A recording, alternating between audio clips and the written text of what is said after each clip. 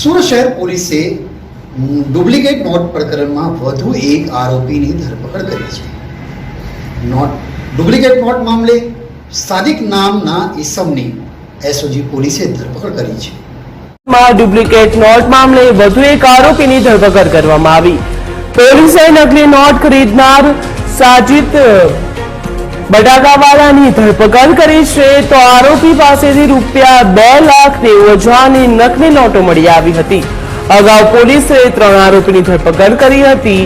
પૂછપરછમાં આરોપી સાજિદનું નામ સામે આવ્યું હતું, જે આરોપી સાજિદ બજારમાં નકલી નોટો ફેરવતો હતો. સાજિદ દ્વારા બજારમાં નકલી નોટો ફેરવવામાં આવતી હતી, તો એની પાસેથી ₹2,90,000ની નકલી નોટો જપ્ત કરવામાં આવી છે.